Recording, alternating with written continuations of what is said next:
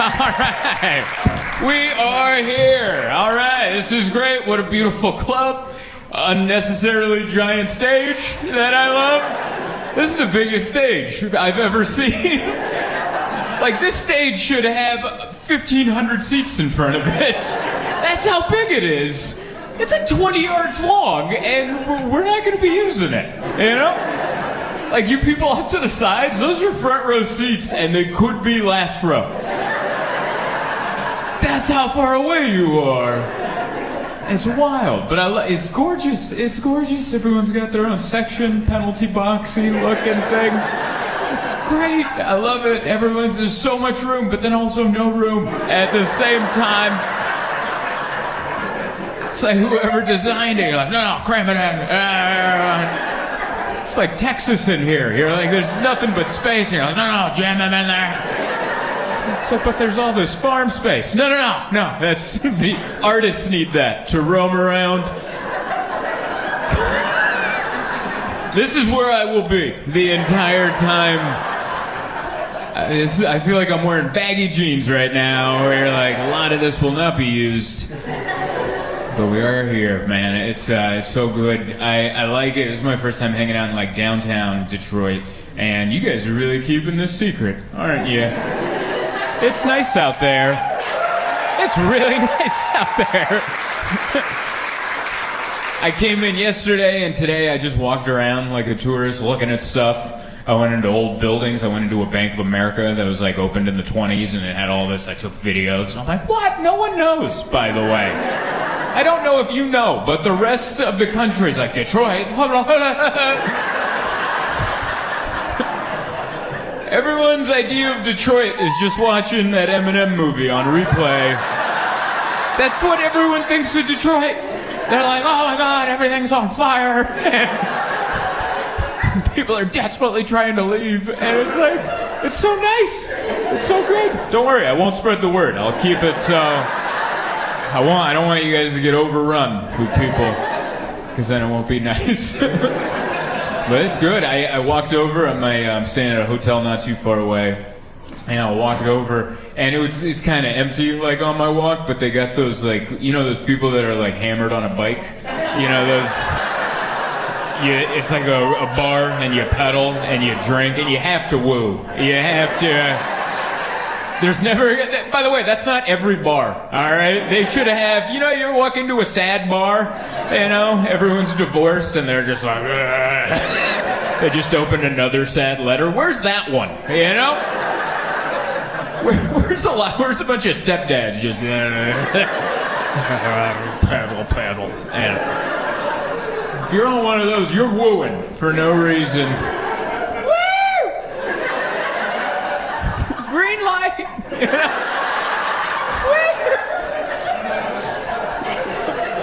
And I'm walking here from my hotel, and there was one that paced me for 2 blocks. 2 blocks. They're going at my pace, and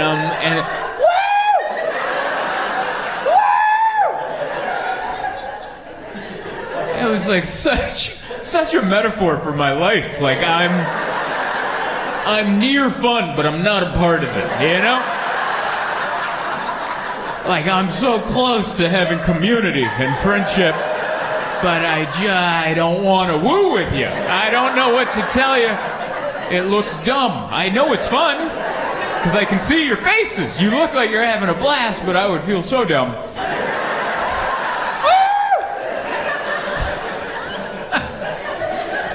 Oh, man. But I enjoy what you guys got going down here. I've been Detroit adjacent a few times. I've performed in Ann Arbor, Michigan, which is not here. Yeah, I've been up there, and yeah, right. And Royal Oak, Michigan, I've been out there too. So like I've been adjacent. So I remember every time I land at the airport and I Uber out of there, I remember, because you guys have a street sign that I don't think you know that other places don't have. But you have if you hit a road worker, it's $7,500. Which, if you grew up here, I'm sure you're like, what? But for people from other places, that's a jarring sign to see. You know, you're just like, you know, you're weary from the flight, and you're like, oh, wow. It's like everybody's life has value, you know? But I don't think at any time we should know exactly how much.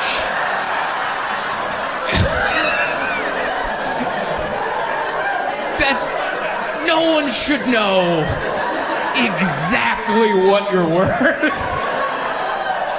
Especially when you're at work. You're out there doing, and you just look up and you're like, oh yeah.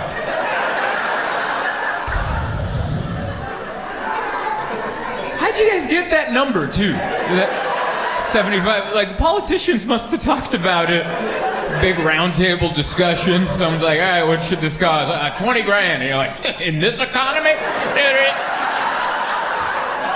Let's not price us out of hitting a road worker. Let's get it somewhere reasonable. They did add on like 15 years, I think, in jail. It's like 70, but that should be first. I don't, whatever. That means it used to just be 7,500, and people are like, I've been saving. And then they're like, all right, add some years. These people aren't getting it.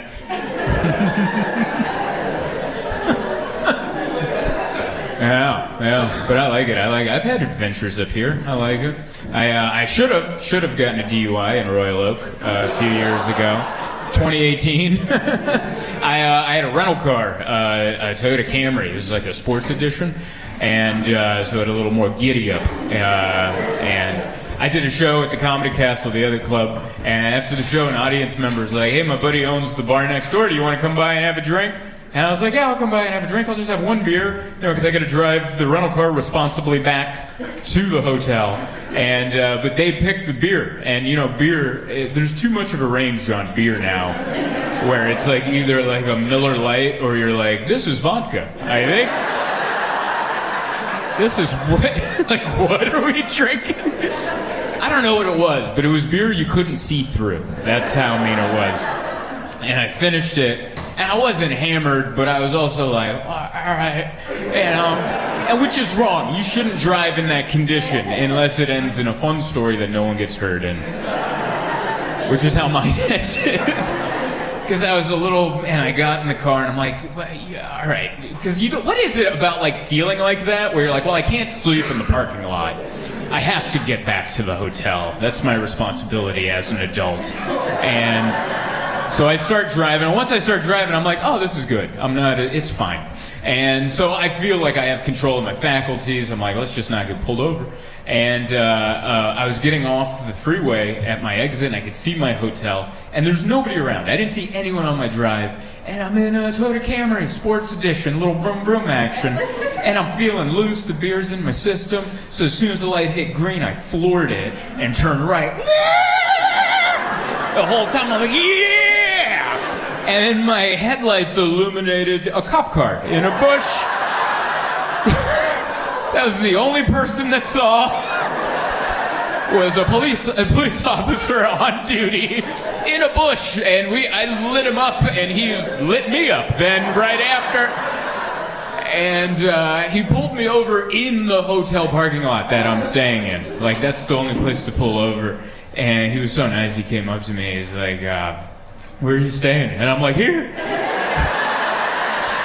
Like I'm like freeze tag or something. I'm like, no, I'm in home base. Room 212. Like, we made it. And he's like, well, I gotta ask you, what was going on back there? And I was like, I'm not used to all this horsepower. And he's looking at it, and he's like, it's a Camry. And I'm like, Sports Edition. And he's still looking at me suspect, and I'm like, I drive a Honda Fit at home. And he's like, go to bed, sir. And then he let me...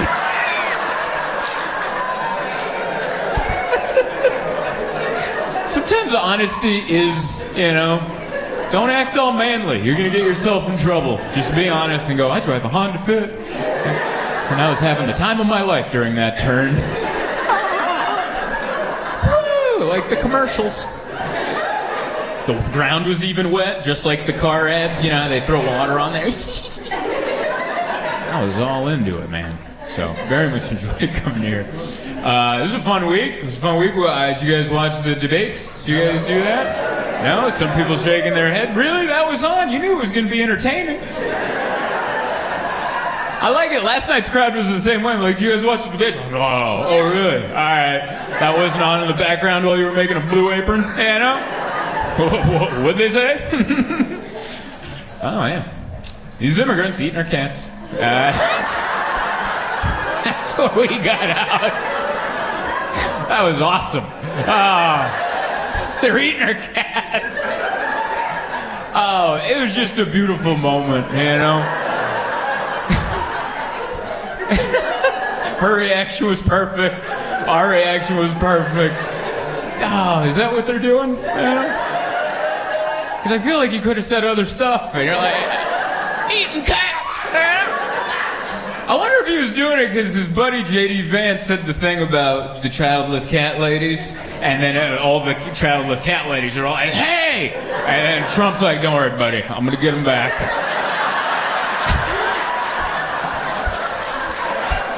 They're eating our cats!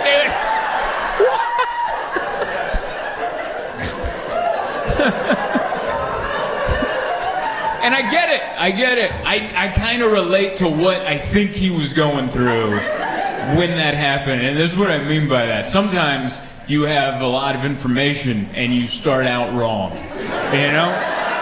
You pick the wrong one in the Rolodex and you're like, this one! And you're like, I should have saved that one. Because it was weird. I related to this moment because I remember in the second grade my grandmother died. And it's just, when you're a kid, sometimes you get information and then you don't get it right, you know? And then, like, my grandmother died. We got a letter. We were already living here in the United States. My grandmother was back home, and my mother had to break it to me, your grandmother's dying. And I was very sad. And I said, why? Why is grandma dying? And he's like, she's having kidney failure, and she's not going to make it. And I'm like, well, I was a kid. I don't understand. I'm like, well, why are her kidneys failing? And she's like, well, you get older, your organs start to not be as good as they used to be. And she's like, that's why we got to drink a lot of water to take care of our kidneys. And I was like, was Grandma not drinking water? And she's like, well, not enough. She was drinking a lot of coffee. You know Grandma likes her coffee. And then so I had that information, but I'm in the second grade. So then I went to school and I was all sad. My sweet teacher, Mr. Smith, was like, what's wrong? And I'm like, my grandma's dying. And he's like, oh, I'm so sorry. I'm like, yeah. She drank too much coffee. And he just had to respond, you know? He was just like, yeah, that all happens sometimes.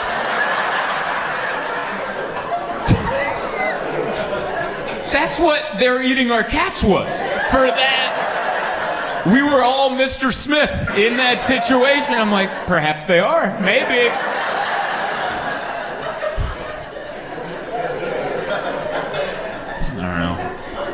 It's hard.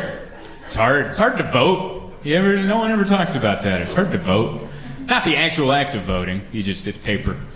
But it's so hard because like one candidate might say something, you're like, I like that. But then they say other stuff, and you're like, nah, not so much that. But if you vote, you got to take the whole package, right? It's like ordering dinner. You're like, what do you want for dinner? Oh, I want a pizza. Oh, all right, we'll get pizza. And I'm like, I also want a Coke. And you're like, no. If you get pizza, you can only drink milk. And you're like, what? That's disgusting. I don't want milk with my pizza? What are you talking about? I want a Coke.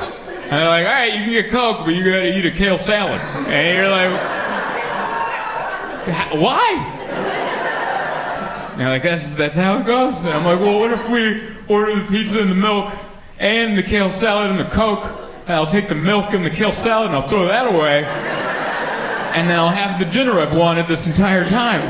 And they're like, no, that's not how democracy works. It's so hard. That's what they'll slip it in. Just like, hey, do you want to make sure we take care of elderly people? We'll raise Medicare. And you're like, hell yeah, I want to do that. That's good for people that are retired. And they're like, all right, I'm also going to burn the homeless. And you're like, whoa. I'm not into that. And you're like, no. Well, one or the other, buddy. What do you want? We already got the fire started, so it might have been a weird way to break down American voting, but that's what I thought of, because last night I had a pizza. And I was like, man, it would suck if instead of a Coke I had milk right now. So yeah, it's fun. But yeah, it's been a good week. We had a bunch of workers at my apartment today. I live in New York City, so our apartment is all wrong. You guys live in a part of the country where your housing, I'm sure, is exactly how you want it. I would hope, you know. We rented an apartment in New York that was supposed to come with in-unit washer and dryer. And when we moved in, the washer and dryer was right outside our front door. And they're like, don't worry, we're going to get that set up in the next 2 weeks. It's been a year and a half. It's still sitting out there, just taunting us. Every time I take the laundry down to the laundromat, I open the door, I'm like, oh, buddy, you're right there. Just not hooked up to anything, you know? And they were supposed to set it up, so we had workers come into the house, and I get so awkward when there's workers in the house. Like, I don't know what to do with myself when there's workers in the house, because I'm just in there, and then I'm like, oh, is this what they think I do all day? Because I do stuff. Really, I don't, but I don't want them to know. I don't know how to tell them. I'm a comedian, you know? Like, I just feel awkward when there's people in the house. So like the one worker came in and he was in our closet setting up the thing. And so I'm just in the living room standing, trying to kill time. And then a second worker I wasn't expecting came in. And for no reason, I just like picked up the ottoman and moved it 2 inches and then put it back down. Just so I didn't just stand there like a weirdo. And oh yeah, this is where ottomans go. It's like, why the hell am I so uncomfortable? It's so bad. I had to Google what that word was, by the way. I didn't know I didn't know Ottoman, because I give everything a nickname, and we have 2 little cylinder things that we put our feet on, and I call them stumps. That's what I do when my wife and I sit down on the couch. I'm like, give me one of them stumps, and then I put my hooves up on that, and we're all comfortable. And I like doing that, but I'm like, the first time I say that to an audience, I'm not going to say, oh yeah, I had to pick up a stump and put it down. I'm like, they're going to think I'm white trash or something. So I had to Google, what is the stump in the living room that I put my feet on when I watch TV? And Google's like, Ottoman? And they had a photo, and I'm like, oh, the dog from Beauty and the Beast? Hell yeah, that's exactly what I'm talking about.